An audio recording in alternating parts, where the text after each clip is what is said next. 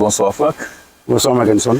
Et c'est un plaisir pour nous d'être là, à Souviens-toi, pour dialoguer. Et en fait, la semaine dernière, nous avons discuté d'un sujet assez intéressant, qui était l'expansion de l'humanisme. Et tu as expliqué très clairement l'origine de cette expansion, ou les causes, et aussi les conséquences de l'expansion de l'humanisme.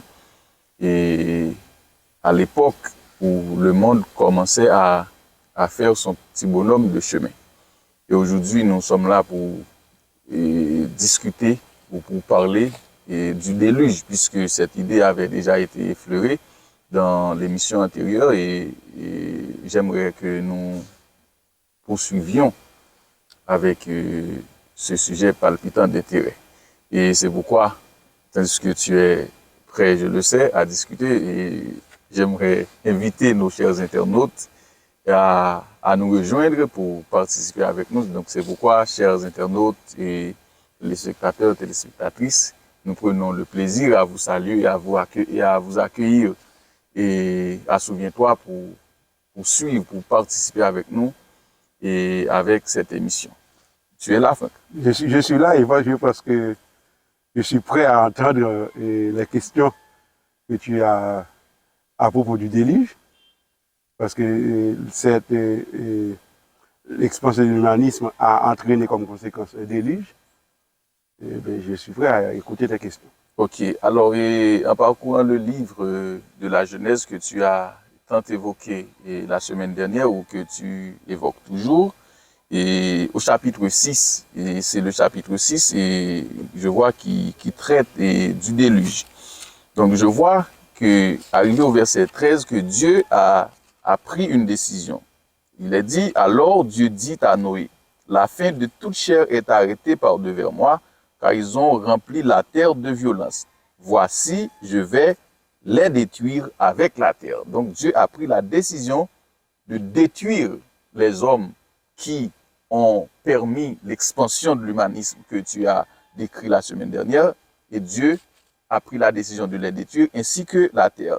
Et arrivé au verset 17 du chapitre 6, nous voyons que Dieu va donner ou va indiquer le moyen par lequel il va exécuter cette décision, où il va procéder à la destruction des êtres humains, ainsi que la terre, là où il est dit, et moi, je vais faire venir le déluge d'eau sur la terre pour détruire toute chair et un souffle de vie sous le ciel, tout ce qui est sur la terre périra. Donc, le déluge, c'est le moyen, c'est l'action que Dieu a posée pour détruire la terre. Donc, maintenant, il me vient à l'esprit de te faire cette première question. Et où a eu lieu ce déluge? Bon, disons que dans le texte que tu viens de nous lire, nous avons déjà la réponse. Et dans Genèse 6, l'Éternel dit clairement, dès le verset 7, « J'exterminerai de la face de la terre l'homme que j'ai créé, depuis l'homme jusqu'au bétail. » Donc, le déluge, c'est sur toute la terre. Sur toute la terre. C'est sur toute la terre que cet événement s'est produit. Es-tu en train de nous dire que cet événement, le déluge, avait été un événement universel, si c'est sur toute la terre? C'est ce que la Bible affirme, mais j'ai envie de dire un peu plus. Et comment tu peux nous l'expliquer? Parce que il est clair que le déluge est un événement universel. Le déluge a été un événement universel, un événement qui a touché la terre entière. Et aujourd'hui, les informations dont nous disposons à partir des recherches qui sont menées dans différentes branches de la science, nous corroborent cette idée, nous aident à mieux comprendre et à mieux asseoir l'idée que la terre a déjà été une fois détruite à travers une grande inondation que la Bible appelle le déluge d'eau. Donc oui, c'est un événement universel. Évidemment, tu es intéressé à ce que je te donne des informations à ce niveau-là. Ok. Et aujourd'hui, par exemple, l'un des premiers constats que l'on fait, les premiers constats que l'on fait, c'est que sur toute la Terre, dans les recherches qui sont menées, ce qu'on constate, c'est que un peu partout sur la Terre, nous avons ce qu'on appelle de la fossilisation.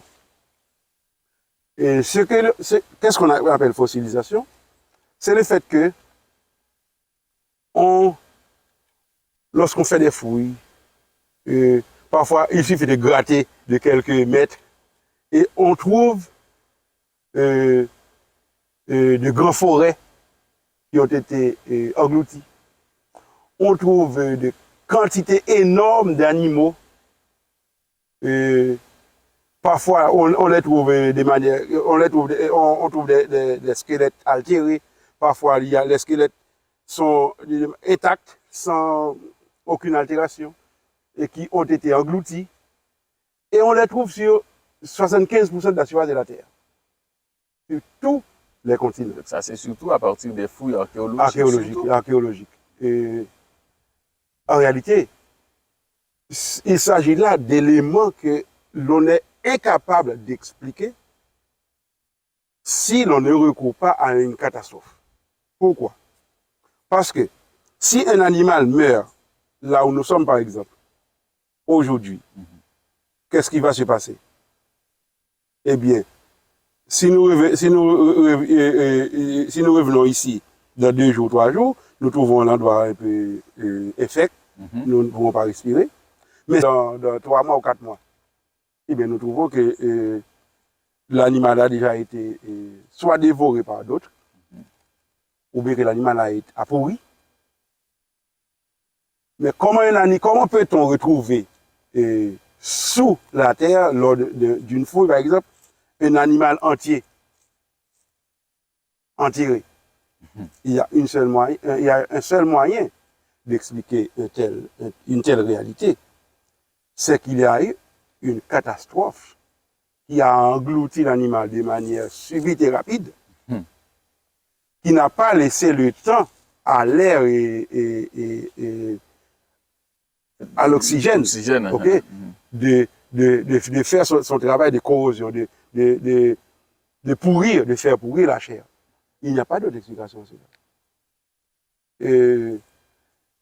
Et lorsqu'on constate, ce n'est pas sur une partie de la planète, mais c'est sur toute la planète que l'on trouve des traces de ce genre.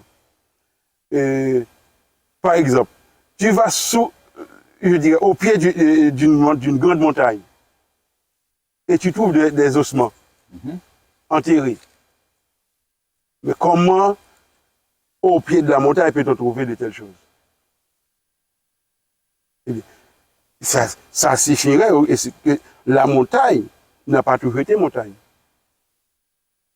Qu'il y a eu un processus de formation, et ça a été un processus non pas lent, graduel, de manière successive, au fil de millions d'années, mais un processus tellement rapide et tellement bref, que tout a été englouti en même temps. De manière spontanée. De manière spontanée. Je te donne un exemple. J'ai assisté une fois à un documentaire où un scientifique a gravi le sommet du mont Everest. C'est un scientifique bien entraîné, il est alpiniste, et il mène des recherches, et il est monté sur le mont Everest. Et là, il a prélevé des échantillons du sol. Okay? Il est allé dans un laboratoire à Londres, où on a analysé ces échantillons. Mais qu'est-ce qu'on a découvert de les échantillons? C'est qu'il y a des ossements de poissons sur le mont Everest. Sur le pic, okay? Sur le sommet le plus élevé du mont Everest. Mais qu'est-ce qu'on trouve? Des ossements de poissons. Comment peut-on scientifiquement expliquer la présence d'ossements de poissons sur le sommet de la montagne la plus élevée de la Terre? Bon, il y a des explications possibles. Tu vas choisir laquelle tu préfères. Okay. Ou bien tu vas admettre que les poissons ont organisé un pique-nique sur le sommet de la montagne et ils n'ont pas eu le temps de descendre. Okay. Donc ils étaient en pique-nique. Ou bien, à un moment donné, le sommet de cette montagne était sous l'eau et que des poissons sont morts. Maintenant, lorsque l'eau s'est retirée, les ossements sont restés sur les sommets. Ah, donc tu peux choisir. C'est la deuxième hypothèse qui me paraît... C'est une façon de dire que il n'y a qu'une seule explication et scientifiquement possible à la présence d'ossements de poissons sur un sommet des montagnes. C'est qu'une catastrophe qui a impliqué de l'eau et beaucoup de boue s'est produite à un certain moment dans l'histoire. Il n'y a pas d'autre explication à ça. Et surtout, le fait que il y a une technique que l'on utilise dans ces recherches-là que l'on appelle stratigraphie. La stratigraphie. La stratigraphie. Or, l'un des principes clés de la stratigraphie, c'est que les éléments les plus lourds doivent se retrouver à la base, les autres au milieu et les plus légers au sommet. Mais ce n'est pas ce qu'on constate lorsqu'on fait ces fouilles-là. Et que tout est mélangé. Il y a un mélange. Oui. Donc ça signifie quoi? Ça signifie que il n'y a pas eu suffisamment de temps pour faire cette séparation. Mais que l'événement a été tellement bref que presque tout s'est rassemblé. Toutes ces couches se sont rassemblées. Toutes les couches, toutes les roches sédimentaires se sont sédimentées au même moment. Il n'y a pas eu de temps de séparer, de mettre les plus lourds en bas. Par exemple, et les animaux les plus lourds, les trouver en bas. Et chez un même animal, les os les plus lourds seraient en bas. Ensuite, les moyens au milieu et les plus légers en haut. Okay. Il n'y a pas eu de temps. C'était comme une explosion, c'est ça? Donc, je ne parle pas d'explosion, mais je parle d'inondation. Okay. Je parle d'inondation. Il s'agit d'une inondation qui s'est produite de manière subite, et pas de manière lente et graduelle et successive, mais de manière subite, rapide, brève. D'un clin d'œil. D'un clin d'œil. OK? Eh bien, c'est ce que la science permet de voir. Évidemment, la science ne va pas utiliser le langage que nous trouvons dans la Bible, mais il suffit de comparer pour voir que c'est le même événement qui est raconté. OK? La Bible consacre les chapitres 6, 7, 8 et 9 de la Genèse pour nous expliquer le déluge. Mais aujourd'hui, les découvertes scientifiques sont en train de nous montrer que réellement, il y a eu un déluge sur la Terre. Et ce déluge n'a pas été un déluge localisé en Asie, en Afrique, en Amérique, en Europe ou en Australie. Mais ça a été un déluge qui a touché toute la Terre. Et pourquoi? D'abord, premièrement, rappelle-toi, on a déjà étudié Genèse 1er, Genèse 2, actuellement nous sommes à Genèse 6. Oui. Ok. Si tu reviens un petit peu à Genèse 1er, versets 9 et 10. En Genèse 1er, versets 9 et 10, nous lisons Dieu appela le sectaire, alors il faut lire le verset 9, que les eaux qui sont au-dessous du ciel se rassemblent en un seul lieu et que le sec paraisse. Qu'est-ce que ce texte nous dit? Genèse 1, verset 9. Ce texte nous dit que lorsque la terre a été créée, il n'y avait pas 5 continents sur la terre. Il y avait un seul océan et un seul continent. Donc le texte dit que les eaux qui sont au-dessous du ciel se rassemblent en un seul lieu et que le sec paraisse. Le sec. Donc il n'y a pas plusieurs portions sèches, mais il y a seulement le sec, donc un seul continent. Et évidemment, la Bible n'utilise pas le mot continent. Mais tu peux comprendre que le sec ici, c'est la portion qui n'était pas couverte d'eau. Donc la terre était un seul continent. C'est ce que la Bible dit depuis les origines.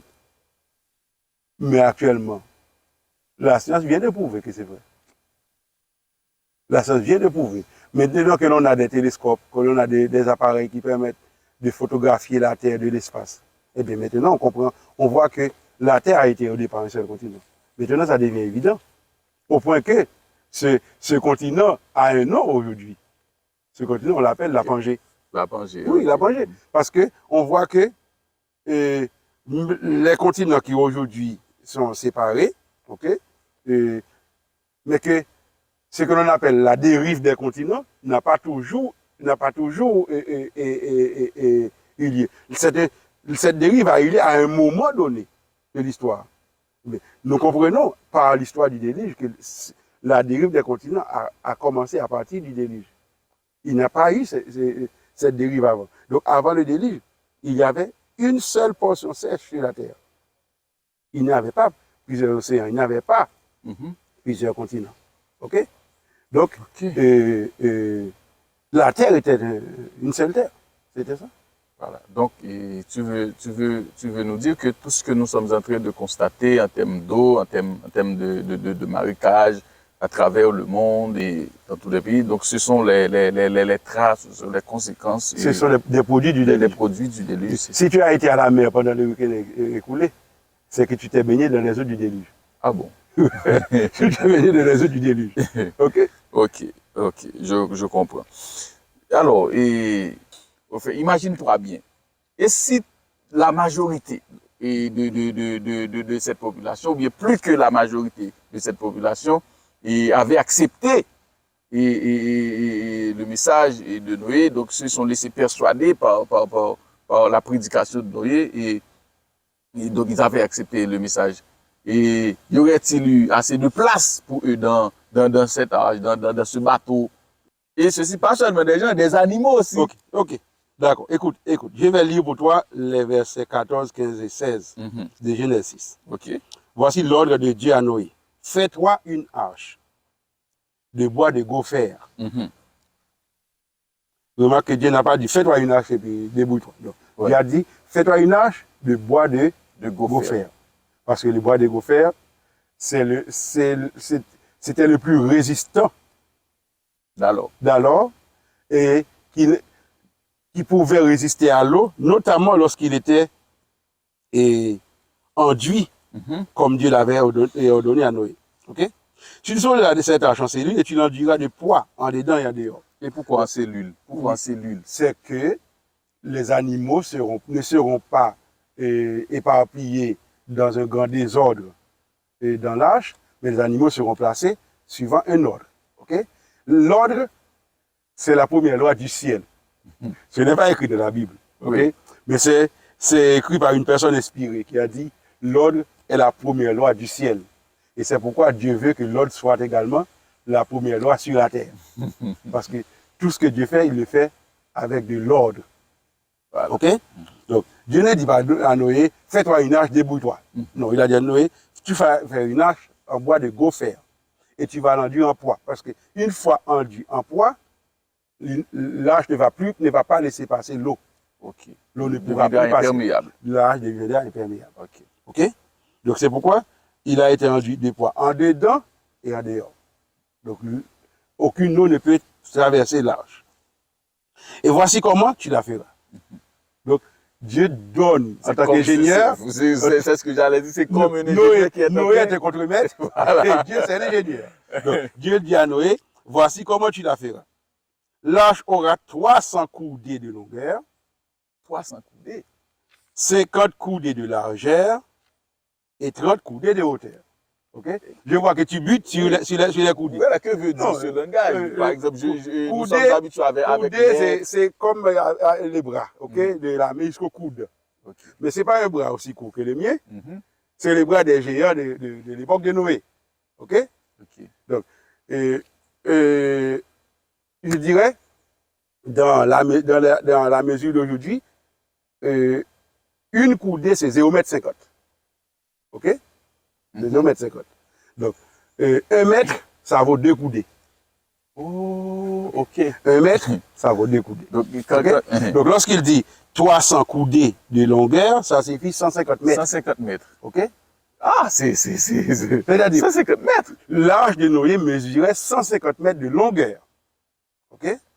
Nos internautes qui sont habitués à fréquenter les stades de football, les terrains de football, comprendront qu'un terrain réglementaire selon les normes de la FIFA, c'est 90 mètres de longueur. Donc tu veux nous dire que l'arche était plus longue justement puisque la mesure ici c'est 300 coudées, donc 150 mètres.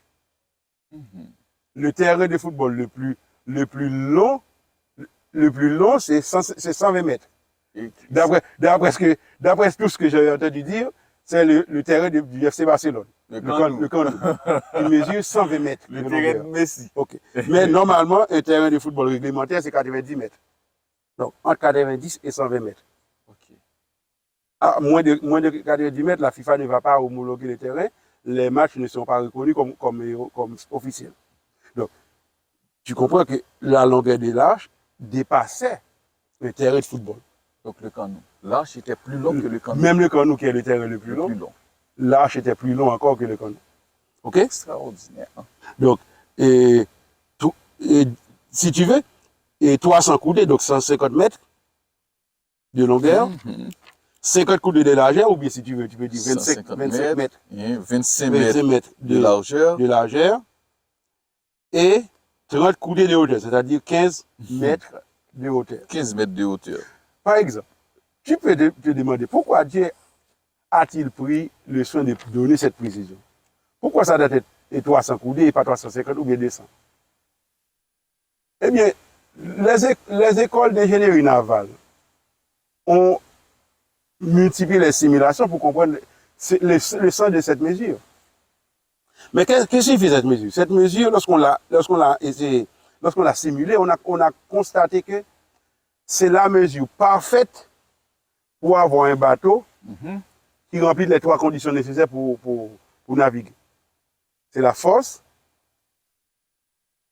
la flexibilité et le confort. Wow! Okay? Il faut la force, la flexibilité et le confort.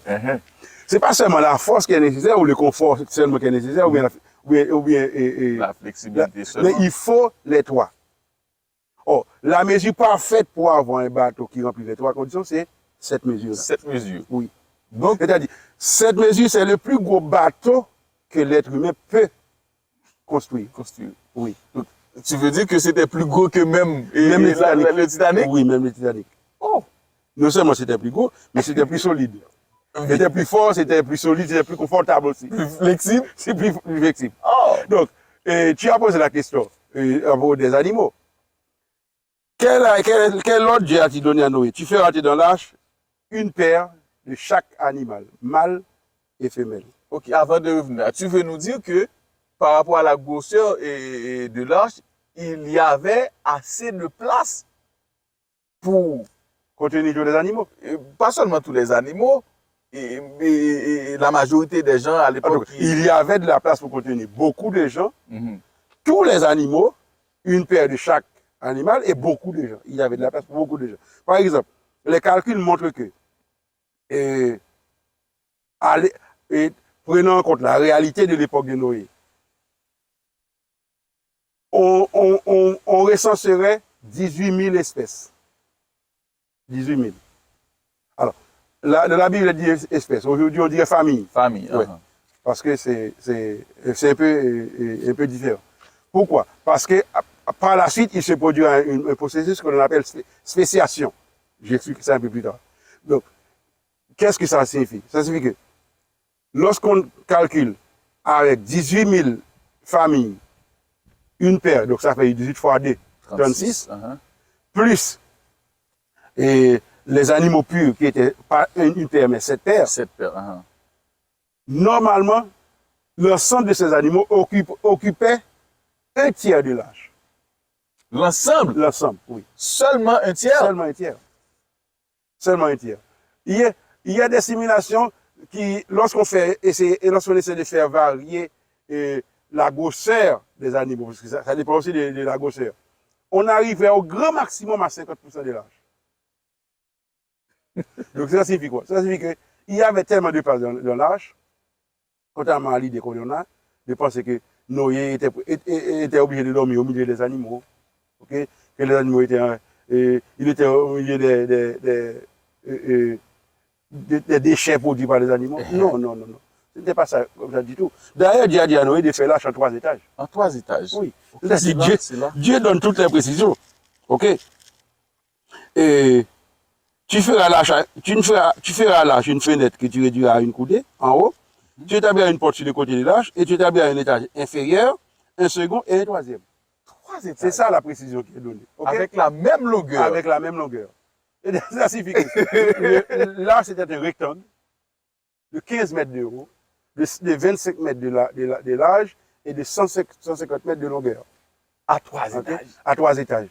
Donc, l'épouse de Noé pouvait avoir sa salle de couture ou de, comment dire, de coiffure, tout ce qui était nécessaire. Donc, pour ceux qui connaissent le Canou, donc l'arche était 3 fois beaucoup plus grande Oui, que le Canou à 3 étages. C'est 3 étages.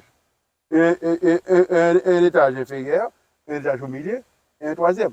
Donc, je dirais, dans l'arche, de la place, c'est ce qui ne manquait pas. OK? Donc, c'est réellement ne pas comprendre. Ce n'est pas comprendre l'histoire que d'imaginer que c'était impossible, il n'y avait pas moyen pour l'arche de contenir tous ces animaux, au point que parfois on fait des dessins animés pour les enfants, et puis on montre que les animaux étaient les uns sur les autres au milieu de l'arche. Non, au contraire. Il y avait dans l'arche de la place même pour les dinosaures. Oui, parce Les lions. Il y avait de la place pour les lions, il y avait de la place pour tous les animaux. Et certains peuvent se demander, par exemple, mais ces animaux sauvages qui sont carnivores, comment nous a-t-il fait pour les faire cohabiter avec, par exemple, comment il a-t-il cohabiter avec un mouton? Mais écoutez, je vais te faire lire un verset. C'est le verset 9, le verset 1er du chapitre 9. Et Genèse 9. Genèse 9, verset 1er. OK.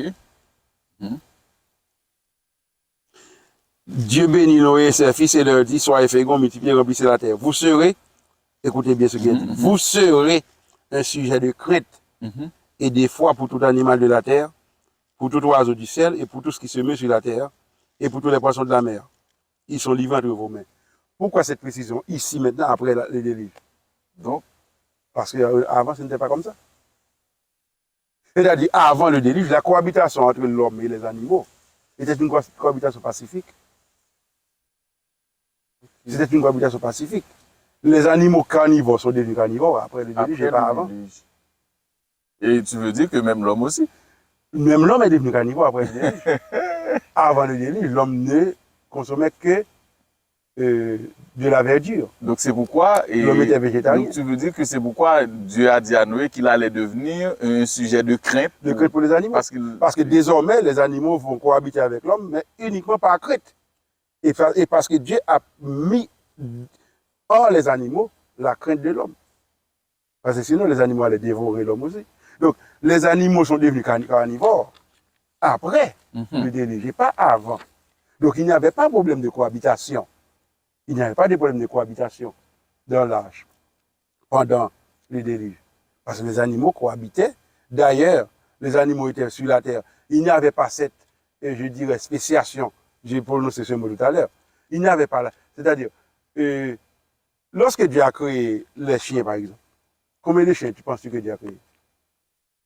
Est-ce que tu penses que Dieu a créé une paire de chihuahuas, une paire de bergers allemands, une paire de bulldogs? C'est pas ça que Dieu a fait. Dieu a créé une paire de chiens. Et dans l'ADN du chien, il y a toute la variation, en tout cas, il y a toute la possibilité de variation nécessaire pour avoir tous les chiens que tu vois maintenant sur la terre. Donc, c'est ce que Dieu a fait. Dieu n'a pas créé un chihuahua, ensuite un berger allemand. Non, Dieu a créé une paire de chiens. Et les chiens, ces deux chiens, avec ce qu'on appelle la spéciation, c'est-à-dire la variation dans les espèces, a produit, avec le temps, différentes variétés de chiens. Cela vaut également pour les félins. Ce n'était pas nécessaire de créer une paire de tigres, une paire de lions, une paire de léopards. Non, Dieu a créé une paire qui, par la suite, a donné une variation. OK? Eh bien, puisqu'à l'époque, comme nous l'avons fait remarquer, la Terre était un seul continent, avec, je dirais, un climat presque uniforme, les animaux n'avaient pas besoin de s'éparpiller en Asie, en Afrique, en Amérique. les animaux étaient tout près de l'arche. C'est ce que j'allais te demander. Et comment tous ces animaux ont-ils pu arriver dans l'arche? Eh bien, c'était facile. Les animaux étaient tout près de l'arche. Ils sont arrivés en marchant et d'autres en volant. Le corbeau, par Le exemple, corbeau est la arrivé en colombe. volant, la colombe, la tourterelle est arrivée en volant. Ah, La tortue est arrivée comment? À pas de tortue. oui, à pas de tortue. À pas de tortue. Oui, à pas de Visiblement. OK. Le bœuf est arrivé comment? En marchant. En marchant. OK. Ok. C'est comme ça. Parce qu'il n'y avait pas encore la séparation de la terre telle que nous la connaissons aujourd'hui. Et aussi ce qui pourrait expliquer une certaine familiarité de Noé, par exemple, ou sinon de l'être humain avec les animaux. Avec les animaux. Donc les animaux n'avaient pas peur. L'homme n'était pas encore un sujet des fois de crainte pour les animaux. Ok. Et les animaux n'étaient pas encore des prédateurs. Alors certains animaux n'étaient pas encore des prédateurs pour l'homme, ni pour leurs congénères, pour les animaux. Et pareil. Donc, et la vie était, je dirais, assez simple. OK? Donc, les animaux sont arrivés dans l'arche en marchant ou en volant. Ceux qui ont des ailes ont volé pour arriver dans l'arche, et ceux qui ont des pattes ont marché et ceux qui rampaient ont rampé pour aller dans l'arche. C'était aussi simple que ça. Sous l'ordre de Noé. En fait, pas seulement sous l'ordre de Noé, mais on a compris que et c'est comme si un ange que l'on n'a pas vu a conduit les animaux. OK? Bon. Et a conduit notamment pas les plus petits, qui n'étaient pas en mesure de survivre sans leurs parents, ni les plus vieux qui allaient mourir quelques temps après, mais ceux qui étaient dans la force de l'âge et qui pouvaient procréer pour reproduire l'espèce après le déluge. C'était comme ça. Donc, c'était pas du tout difficile pour les animaux de rentrer dans l'arche. Ce n'était pas difficile. Ok, mais maintenant, Dieu avait dit, il a annoncé le déluge, donc tout le monde sait que le déluge, c'est avec de l'eau. Oui. C'est ça? Oui. Et on a vu que c'est pendant 40 jours et 40 nuits, c'est ça, que la pluie. Mais tu penses que seulement la pluie pouvait provoquer ce grand déluge au point que c'est toute la terre qui a été inondée par cet événement. Hein? D'où venaient toutes ces eaux qui ont servi au déluge, qui ont inondé? Bon, écoute, d'abord, laisse-moi lire Genèse 7, qui précise que c'est au verset 10, 7 jours après, c'est-à-dire 7 jours après que Noé soit entré dans l'arche, les eaux du déluge furent sur la terre. L'an 600 de la vie de Noé, le second mois, le 17e jour du mois. Est-ce que tu vois le souci de précision? Tu vois pourquoi je te rappelle de temps en temps que dans la Genèse, nous ne lisons pas de la poésie ou de l'allégorie. Dans la Genèse, nous lisons une narration, c'est un récit historique. Historique. Oui. L'historien prend le temps de préciser que c'était l'an 600 de la vie de Noé, le second mois, le 17e jour du mois. En ce jour-là, toutes les sources du grand abîme jaillirent et les écluses des cieux s'ouvrirent. Et puis, la pluie tomba sur la terre 40 jours et 40 nuits. Donc tu comprends, l'eau qui a servi au déluge venait d'abord d'en bas et non d'en haut. Dans les abîmes. Oui, parce que rappelle-toi, lors de la semaine de la création, le texte nous dit la terre était déformée vide, il y avait des ténèbres à la surface de la terre et l'Esprit de Dieu se mouvait au-dessus des eaux. Donc la terre était totalement couverte d'eau.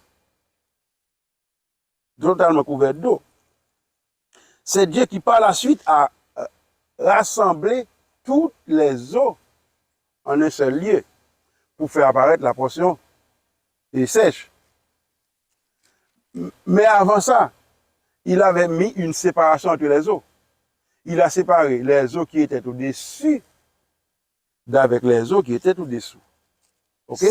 Ça, c'est Genèse 1er. Écoutez bien, c'est-à-dire la portion sèche où la terre se trouvait en sandwich. L'étendue, voilà, tu as bien dit, tu as utilisé un bon mot. Donc, l'étendue, le firmament, c'est comme un sandwich entre des eaux en dessus et des eaux en dessous. Ok? C'est ce que Dieu avait fait. En Genèse 1, verset 6, 7 et 8. Qu'il y ait une étendue entre les eaux et qu'elle sépare les eaux d'avec les eaux.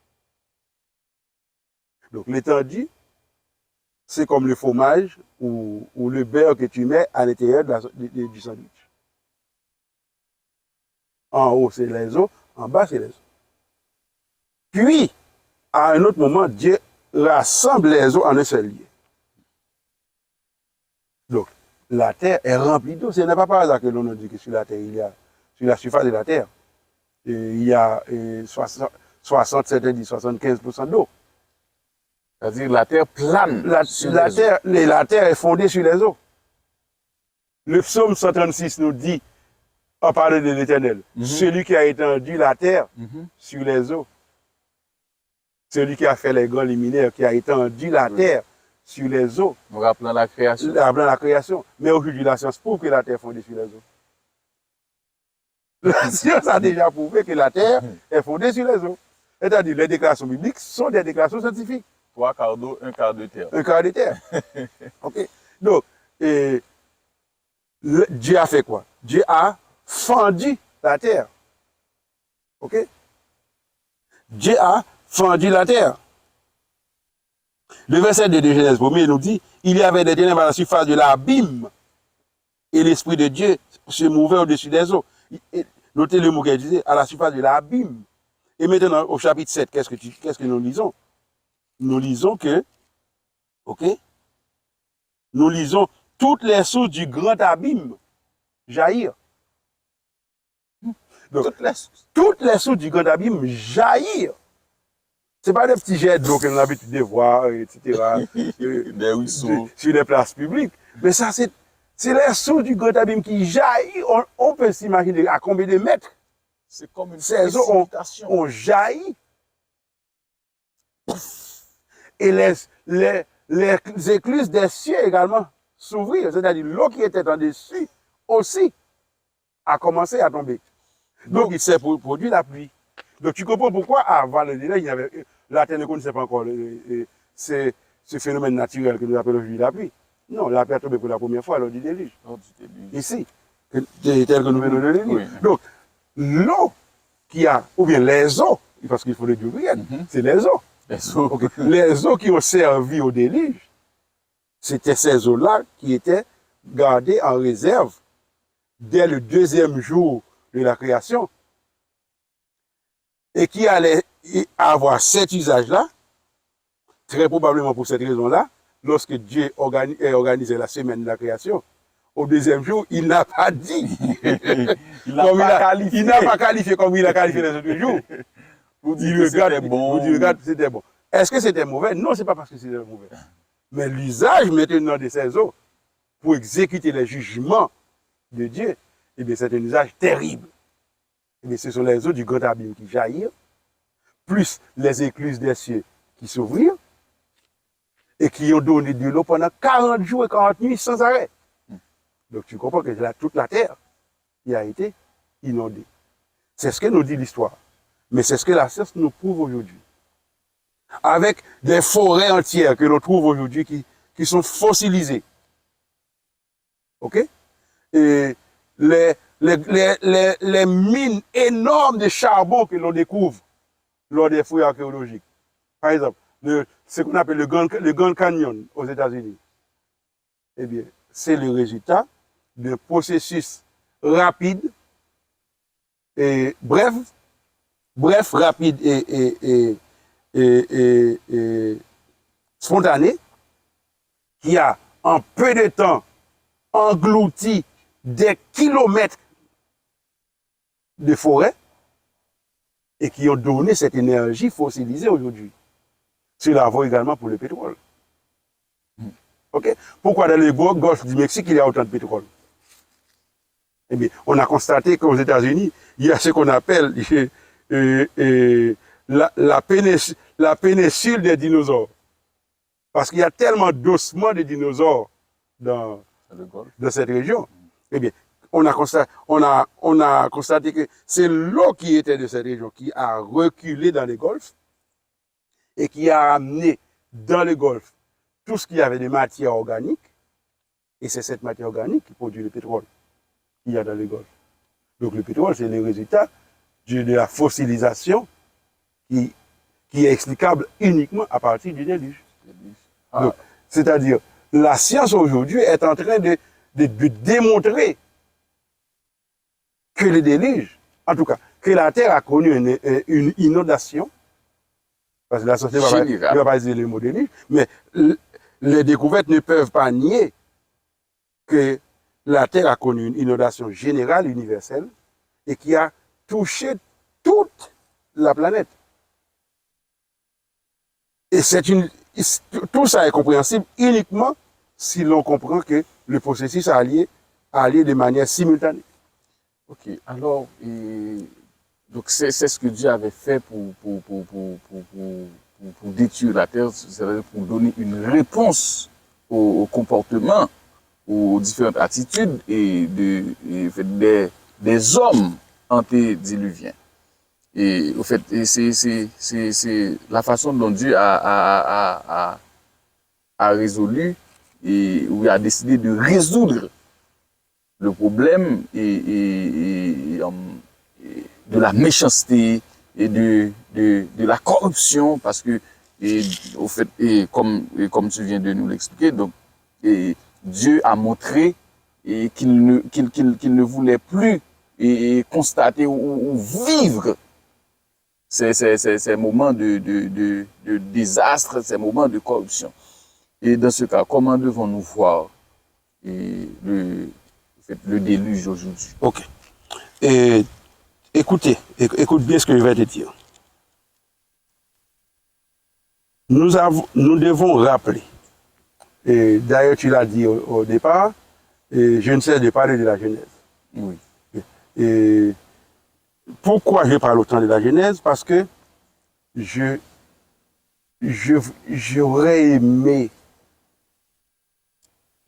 de préférence que chaque internaute qui assiste à notre émission, souviens-toi, comprenne que la Genèse n'est pas un livre d'allégorie ou de poésie. La Genèse, c'est un livre d'histoire qui nous raconte qui nous sommes et d'où nous venons. J'aimerais que chaque internaute comprenne que l'histoire de l'homme, c'est la création, la chute, et très bientôt, combien de temps je dis, ne sais pas, la rédemption. Parce que je crois que c'est quelqu'un qui va arriver nécessairement. Ne me demande pas de date, je n'ai pas de date. Mais sous peu, la rédemption va être, je dirais, concrète, matérielle, visible. Effectivement. Ok, effectivement. Alors, qu'est-ce qui s'est passé au moment de la chute? Au moment de la chute, Dieu a prononcé un jugement. Et en prononçant ce jugement, il a fait une promesse. Sa promesse, c'est que sa postérité, son fils, viendra pour écraser la tête de l'ennemi du serpent.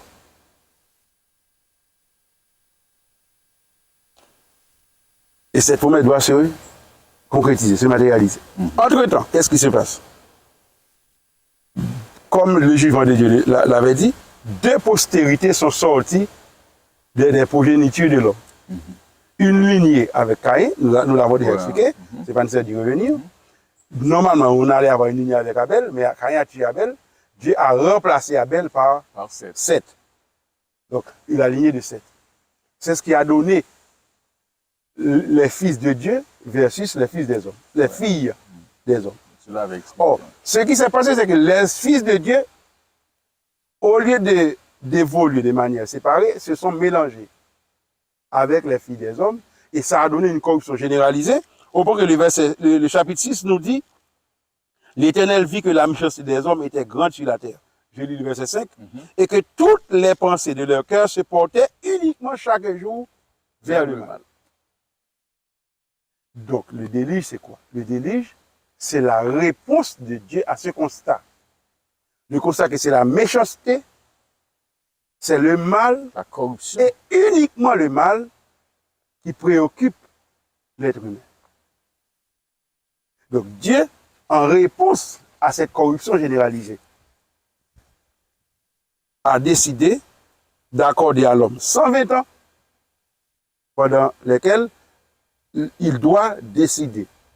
Est-ce que définitivement son choix porte vers le mal ou bien il va tourner son cœur vers Dieu? C'était comme un temps d'instruction, C'est un temps préparation, un temps d'instruction, de prise de conscience. c'est un tu veux temps de dire? prise de conscience, c'est un temps de prédication aussi, puisque tu peux imaginer chaque coup de marteau que Noé fait dans l'arche comme une prédication de l'évangile. Bon, parce que chaque fois que Noé frappe dans l'arche, il dit à tous ceux qui entendent, cette arche, c'est le seul choix de salut qui existe. Ok, et nous pouvons le prendre pour une évidence que Noé ne pouvait pas construire cette arche Tout seul. tout seul. Ah, évidemment. Eh bien, qu'en est-il? Noé avait des ouvriers avec lui. Qu'en est-il de ses ouvriers? Eh bien, de ceux qui ont- peut-être que c'était des gens qui s'intéressaient uniquement à travailler et à avoir leur salaire. OK? Noé leur a payé leur salaire. Ou bien, certains, peut-être même par curiosité, ou bien par esprit de moquerie, viennent voir quel est ce fou, ou bien où est ce fou qui pense que la pluie va tomber sur la terre, parce que nous ne connaissons même pas ce que ça signifie la pluie, nous n'avons jamais vu ça. Et maintenant, ils nous parlent d'une eau qui va arriver et qui va inonder toute la terre. Donc peut-être que c'est des gens qui étaient venus en curieux pour voir de quelle pluie ce fou parlait-il. OK? Donc, Noé se faisait aider par beaucoup de gens, soit gratuitement, soit qu'il les payait, je ne sais pas. De toute façon, il n'était pas seul. Il n'était pas seul dans la construction. Donc, le déluge est venu comme une réponse de Dieu, ou bien comme la réponse de Dieu à cette corruption. Pourquoi? C'est parce que si, comme le texte dit, la terre était corrompue, pleine de violence, portée uniquement vers la méchanceté, chaque jour uniquement vers le mal, eh bien, qu'est-ce que Dieu pouvait faire dans un tel cas? Ou bien il fait comme quoi les déistes, abandonner la planète à ce sort et s'en aller, rester à distance, donc jouer son rôle de Dieu transcendant et oublier la terre, ou bien il accepte de s'assumer comme un Dieu immanent qui est avec l'homme, eh bien, sauver l'homme. Mais pour sauver l'homme, eh bien, qu'est-ce que Dieu a fait? Il a offert l'option de l'arche. Donc, l'homme pouvait monter dans l'arche. Et il a détruit ceux-là qui ne voulaient pas entrer. Mais notez que Dieu a, non seulement il a fait ça, mais il a fait aussi ce que tu peux appeler aujourd'hui une récréation. Ou bien une recréation. Parce que la recréation n'est pas la même chose que la récréation. Dieu a fait une recréation dans ce sens que il n'a pas introduit de nouvelles espèces sur la terre. Il a préservé les animaux, une paire de chaque famille, et c'est avec ces animaux qu'il a encore repeuplé la terre. De même, c'est à partir de Noé, de ses trois fils, Noé avait 3 fils, Sem, Cam ou bien Cham et Japheth, et les 3 étaient mariés, donc ils avaient 3 épouses. Eh bien, c'est avec eux que Dieu a repeuplé la terre. Et si pendant que nous sommes en train de parler des enfants de Noé, ça me vient à l'esprit d'apporter une précision que nous avions déjà apportée dans l'émission, mais qui a sa place aujourd'hui. Lorsque nous avons parlé de l'ADN mitochondrial. Tu te rappelles? On a parlé de l'ADN mitochondrial. Au point que la scientifique Rebecca L. Pocan qui a mené la recherche, à la fin, la recherche sur l'ADN mitochondrial a été rebaptisée Ève mitochondriale. Pas parce qu'elle est croyante ou chrétienne ou quoi que ce soit. Parce que ce ne sont pas des croyants qui ont fait cette recherche. Cette recherche a montré que eh bien, les êtres humains existent sur la Terre depuis 6000 ans et pas depuis des millions d'années, tels que les naturalistes, les certificatés essayent de se convaincre que la Terre existe depuis des millions d'années, que les hommes existent depuis des millions d'années. Non, cette recherche a montré que l'homme existe depuis seulement 6000 ans. Mais l'aspect qui m'intéresse de cette recherche, parce que lorsqu'on a répété cette recherche, lorsqu'on a essayé de l'approfondir, on a trouvé que, eh bien, l'ADN mitochondrial est divisé en 3 branches. Je ne sais pas si je dois expliquer un peu plus de détails, ou si tu as déjà compris. Bien sûr. L'ADN mitochondrial est divisé en 3 branches. Pourquoi 3 branches? Alors, laisse-moi rappeler à nos internautes. L'ADN mitochondrial, c'est quoi? L'ADN mitochondrial, c'est une ADN que l'être humain a chez lui et qui se transmet uniquement par la lignée maternelle. Les femmes. OK? C'est seulement les femmes. Et c'est les femmes qui transmettent l'ADN à leur progéniture. Mais les garçons ne peuvent pas transmettre cet ADN. Donc, pour avoir l'ADN mitochondrial te permet de remonter à tes ancêtres, mais uniquement par la lignée féminine. Eh bien, l'ADN mitochondrial a permis de remonter à la femme originelle. Eva. Que la recherche a appelée Eva. Et selon cette recherche, cette femme a vécu sur la Terre il y a entre 6000 et 6500 ans. Mais la précision que j'apporte aujourd'hui, c'est que on a trouvé que cet ADN a 3 embranchements. De l'original, on a trouvé une première, une deuxième, une troisième. 3 branches. Et qu'est-ce que ça signifie? Parce que la Terre, tous les habitants de la Terre ont été détruits. Et à un moment donné, il est resté sur la Terre seulement 4 femmes. Quelles étaient ces 4 femmes? La femme de Noé. La femme de Noé. Et l'épouse de 3 fils. Et apparemment, la femme de Noé ne procréait plus. Ce sont les 3 fils de Noé qui n'avaient pas encore d'enfants au moment du déluge, qui ont procréé après le déluge. Ils ont donné les 3 branches. Ce que j'essaie de dire, c'est quoi? C'est que la Bible, que certains considèrent comme un livre pour les gens, ici, chez nous, nous disons tête marée. Tête marée, ok. Des ignorants. C'est les gens ignorants. Okay. En réalité, la Bible, c'est la meilleure source de connaissances de l'homme dispose. La Bible, c'est la meilleure source de connaissances de l'homme dispose. Et la Bible est remplie d'affirmations scientifiques. Peut-être que la difficulté, c'est le fait que la Bible ne se propose pas de démontrer ce qu'elle dit. Parce que la Bible n'est pas rédigée dans une perspective scientifique. La Bible n'est pas un manuel. La Bible n'a pas été rédigée comme un manuel. La Bible a été rédigée pour s'adresser au cœur de l'homme. Dieu dit, mon fils, donne-moi ton cœur. Et que tes yeux se complaisent dans mes voies. Donc, la Bible n'a pas été rédigée pour s'adresser au cœur je dirais, pour faire une démonstration, pour convaincre qui que ce soit. Cependant, lorsque l'homme donne son cœur à Dieu, eh bien à ce moment-là, il découvre une mine de connaissances. Le problème, c'est que tant que tu n'as pas fait cette démarche, tu ne découvriras rien. Tant que tu n'as pas accepté de donner ton cœur à Dieu, tu peux lire la Bible du 1er avril au 31 décembre, tu peux lire de Genèse 1er avril 22, tu ne découvriras rien.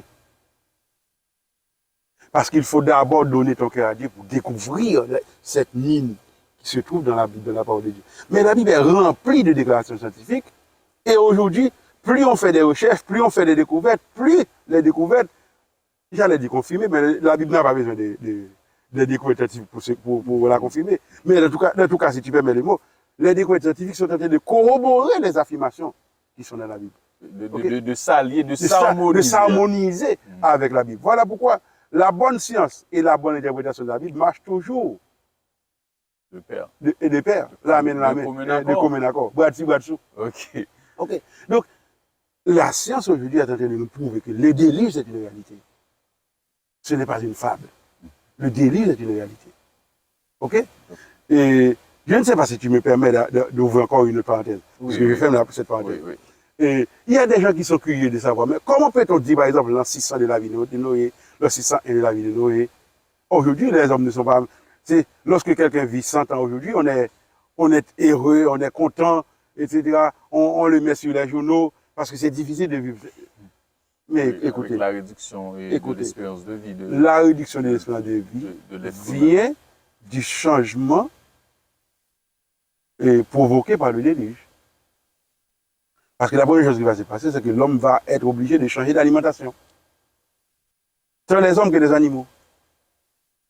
À partir du déluge, qu'est-ce qu'on va constater? Eh bien, Dieu va autoriser, Dieu va dire à Noé qu'il peut manger des animaux. Pourquoi est-ce qu'il est obligé de manger des animaux? Bon, c'est ce que l'histoire montre. Oui, parce qu'il n'y avait plus de végétation. Mais l'histoire le montre. Tous les végétariens, lorsqu'ils sont dans une situation de rareté, deviennent carnivores. Tous les végétariens, lorsqu'il n'y a pas de végétaux, qu'est-ce qu'il faut faire? Bon. Tu penses qu'il va attendre que les végétaux grandissent? Qu'est-ce qu'il va faire? Il va manger le premier animal qui apparaît. OK. Donc, Dieu a dit à Noé, eh bien, puisque, d'abord, lorsque le corbeau est sorti de l'âge, il est retourné parce qu'il n'y avait rien. Oui. Après encore 7 jours, Dieu a envoyé la colombe. La colombe a apporté après une deuxième fois. Apporté une feuille, une branche d'olivier. Ce qui signifie que l'eau s'était retirée, en tout cas pas sur toute la terre, mais sur suffisamment d'espace pour que l'eau puisse descendre.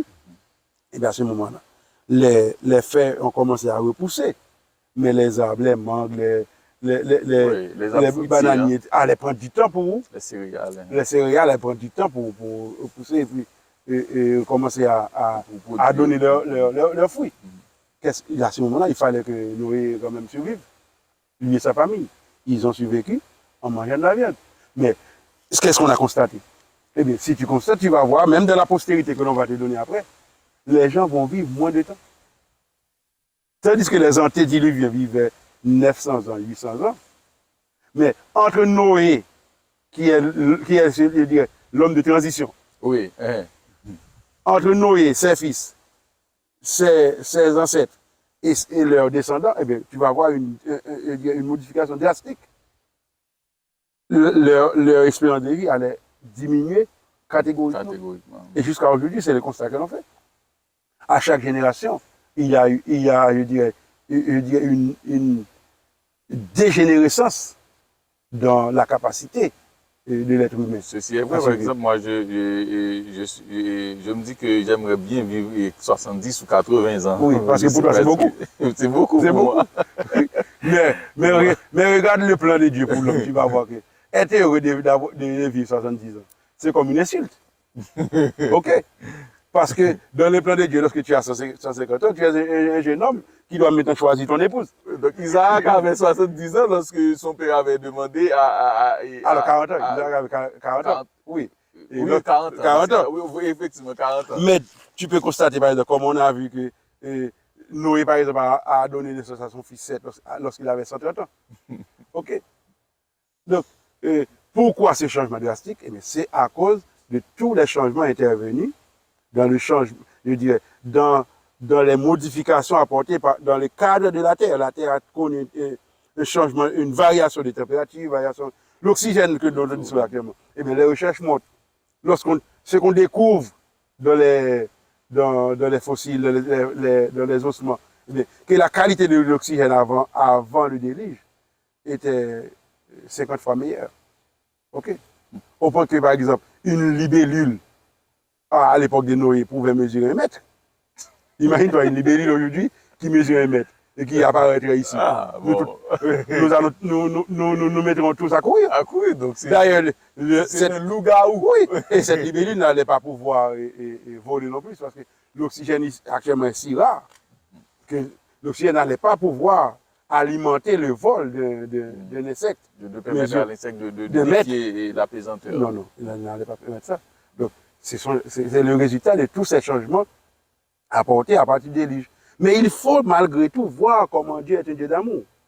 Parce qu'à travers le déluge, Dieu a réussi, malgré le péché, malgré la méchanceté des hommes, à préserver la race humaine. C'est ce qu'il faut voir. Ainsi que les êtres vivants aussi. Ainsi que les autres êtres vivants, les animaux, voilà, etc., qu'il y avait sur la terre. Ok. Une dernière question pour terminer cette partie ou cette émission. Que devons-nous apprendre de tout cela en termes de message? Un Dieu qui a tout créé et au fait et l'homme qui a pris cette mauvaise direction et ce que Dieu a pris comme décision pour les détruire, et malgré tout, il a conservé. Il a décidé d'exercer un jugement. Que devons-nous apprendre? Et parmi les apprentissages sur lesquels je souhaite insister, d'abord, il y a pour moi l'apprentissage de toujours placer sa confiance dans la parole de Dieu. Ce que Dieu dit, c'est ce qui va arriver. Ce que Dieu a dit qu'il s'est passé, c'est ce qui s'est réellement passé. Ce qu'il dit qu'il va se passer, c'est ce qui va se passer. Ok? C'est parce qu'il est le même hier. Parce qu'il est le même hier, aujourd'hui et éternellement. Et Dieu ne fait pas d'apprentissage. Ok? Dieu ne cherche pas à voir ce qui va arriver. Il sait déjà. Et dans certains cas, non seulement il sait, mais il choisit, il détermine. Il nous annonce. Ok. Aujourd'hui, nos internautes doivent savoir que nous sommes dans le processus que j'ai appelé création, chute, rédemption. Nous sommes dans l'intervalle chute. Très bientôt, ce sera la rédemption. En réalité, la rédemption, c'est déjà réalisé. La rédemption est en train justement de se compléter. Parce que le Fils de Dieu, Jean 3, verset 16 nous dit, Dieu a tant aimé le monde qu'il a donné son Fils. Okay? Et il a donné son Fils pas pour faire une exhibition, mais il a donné son Fils afin que tous ceux qui croient, quiconque, peu importe sa couleur de peau, peu importe son sexe, peu importe sa race, peu importe l'endroit où il habite sur la terre, quiconque croit ne périsse pas. Donc aujourd'hui, personne n'est obligé de périr. Après le déluge, Dieu a fait une promesse à l'homme et il l'a mis dans le ciel. Tu vois le geste qu'il a fait? Il a mis son arc-en-ciel. Oui. Cet arc-en-ciel, c'est pour dire que je ne détruirai plus jamais la terre par un déluge. Donc l'arc-en-ciel, c'est un symbole de l'amour de Dieu, c'est un symbole de la présence de Dieu, c'est un symbole de la protection de Dieu à l'homme. Ce symbole qui est aujourd'hui perverti par ceux-là qui veulent changer le plan de Dieu et qui utilisent l'arc-en-ciel comme symbole. Parce qu'aujourd'hui, si tu vois un drapeau arc-en-ciel, ça ne signifie pas la présence de Dieu, l'amour de Dieu, la préservation de Dieu. Ça signifie au contraire, c'est le symbole du camp de ceux qui luttent contre Dieu. Parce que nous avons montré dans l'une de nos émissions antérieures que le projet initial de Dieu, c'est un homme et une femme. Donc c'est le mariage hétérosexuel et monogamique. Mais aujourd'hui, l'arc-en-ciel est utilisé pour faire la promotion de toutes sortes d'idées que deux hommes peuvent se marier, deux femmes peuvent se marier, etc. Tu connais toute l'histoire. Eh bien, l'arc-en-ciel, à chaque fois que l'arc-en-ciel paraît dans le ciel, Dieu nous rappelle qu'il ne détruira pas la terre par un déluge. Il ne détruira plus la terre par un déluge. Mais justement, il détruira la terre. En nous disant qu'il ne détruira plus la terre par un déluge, il nous rappelle qu'il détruira la terre. En réalité, le déluge a détruit uniquement ce qu'il y avait sur la surface de la terre. Mais la promesse de Dieu, c'est qu'il détruira la terre entière et qu'il établira une nouvelle terre. C'est ça la promesse de Dieu. D'ailleurs, tu peux remarquer que dans la Bible, tu as deux chapitres sans péché. C'est Genèse 1er et Genèse 2. À partir du chapitre 3, tu as l'introduction du péché. Jusqu'à Apocalypse 20, c'est le péché, c'est l'histoire du péché, les conséquences du péché. Et les deux derniers chapitres, 21 et 22, tu n'as plus de péché, c'est que le problème du péché est résolu. La parenthèse est refermée. Eh bien, Dieu nous dit qu'il va faire un jugement encore sur la terre. Aujourd'hui, qui ne constate pas que le cœur de l'homme est tourné chaque jour uniquement vers le mal, comme il est dit dans Genèse 6? Qui n'a pas fait ce constat? C'est le même constat. Eh bien, Dieu dit, ce qui arrivera du temps de Noé, arrivera, ce qui arriva du temps de Noé, arrivera de même à l'avènement du Fils de l'homme. C'est-à-dire, Jésus, le Fils de Dieu, va revenir sur la terre. Je ne suis pas en train de te donner une proposition pour voir, pour que tu analyses, pour voir est-ce que c'est possible ou c'est pas possible, pour passer au vote, pour délibérer. Je suis en train de t'annoncer ce qui va se passer. Le Fils de Dieu va revenir. Et il reviendra pour prendre avec lui ceux-là qui ont accepté le sacrifice qu'il a réalisé sur la croix. Nous avons la possibilité aujourd'hui, non pas de périr à ce moment-là, mais de préférence, de faire le choix d'accepter le sacrifice de Jésus et d'être avec lui sur la nouvelle terre qu'il se propose de créer. C'est ce qui va arriver et c'est l'invitation que je me permets de lancer à chaque internaute pour te dire, mon cher ami, je me permets de te tutoyer pour te dire, profite du temps que tu as maintenant pour accepter cette promesse de Dieu d'entrer dans son arche. C'est un langage symbolique parce qu'il est entré dans l'arche. L'arche de Dieu, eh bien, c'est la demeure que Jésus nous prépare actuellement dans le ciel, selon la promesse qu'il a faite dans Jean 14. Jésus est en train de préparer à tous ceux qui ont accepté son sacrifice un endroit pour vivre l'éternité dans le ciel. Tu as le choix d'accepter cette promesse et à partir d'aujourd'hui même, de commencer à vivre au ciel déjà sur la terre.